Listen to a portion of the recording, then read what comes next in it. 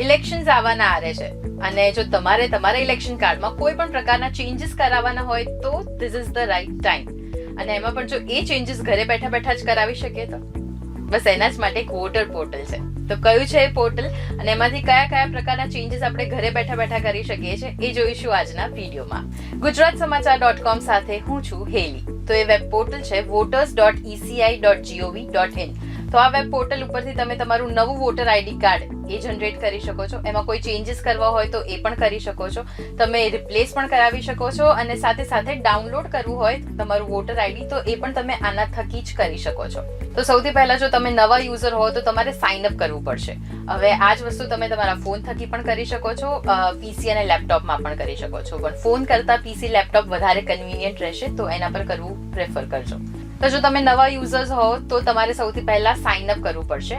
Sign up બહુ જ basic હોય છે, એ બધી બેઝિક ઇન્ફોર્મેશન ભરી દેશો પછી તમારું અકાઉન્ટ આમાં રજીસ્ટર થઈ જશે. પછી તમારે લોગિન કરવાનું રહેશે. ખાલી તમારે ઈમેલ આઈડી અથવા તો નંબર એડ કરવાનું રહેશે અને એ જ પાસવર્ડ એડ કરીશું જે આપણે ક્રિએટ કર્યો. નીચે કેપ્ચા છે એ એન્ટર કરીશું અને રિક્વેસ્ટ ફોર ઓટીપી.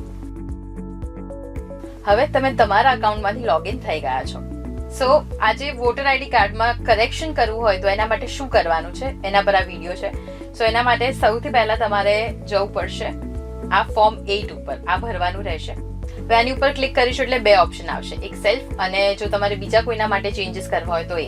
આપણે બીજા કોઈના માટે ચેન્જીસ કરીશું તો એની ઉપર ક્લિક કરીશું. પછી એપિક નંબર એડ કરીશું એટલે કે તમારો વોટર આઈડી નંબર. હવે સબમિટ કરીશું એટલે આઈડીની ડિટેલ્સ આવી જશે. હવે આપણે ઓકે કરી દઈશું. હવે સિલેક્ટ કરવાનો છે સેકન્ડ ઓપ્શન. આઈડીમાં તમારે કોઈ પણ પ્રકારના ચેન્જીસ કરવા હોય તો એના માટે સેકન્ડ ઓપ્શન જ સિલેક્ટ કરવાનું રહેશે.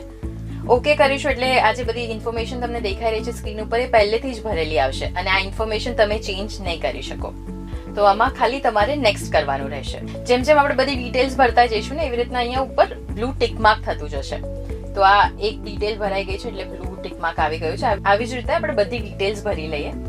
જે તમારે ચેન્જ કરાવવું હોય એના ઉપર ક્લિક કરીશું, નામ લખીશું અને આપણે નામ ભલે ઇંગ્લિશમાં લખીશું પણ એની સાથે નીચે રિજનલ, આપણી જે પણ રિજનલ લેંગ્વેજ હોય તેમાં પણ નામ લખાઈને આવી જશે. હવે તમારે ડોક્યુમેન્ટ અપલોડ કરવાના છે. શું વેરીફાઈ કરાવું છું એને સામે એક બીજું વેરીફાઈ કરવા માટે એક બીજું ડોક્યુમેન્ટ તમારે અટેચ કરવું પડશે. હું અત્યારે આધાર કાર્ડ અટેચ કરી રહી છું. હવે નેક્સ્ટ કરીને સિટીનું નામ, બીજી બધી ડિટેલ્સ છે એ ભરી દઈશું. પછી કેપ્ચા એન્ડ સબમિટ.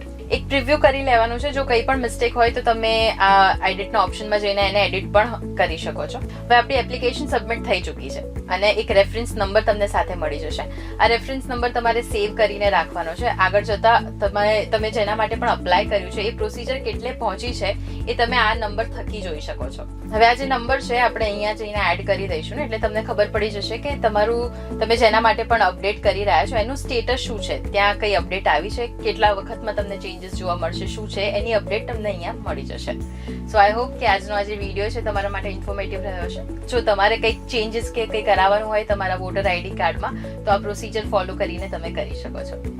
સો આવા જ ઇન્ટરેસ્ટિંગ વિડીયોઝ માટે જોડાયેલા રહો ગુજરાત સમાચાર.com સાથે.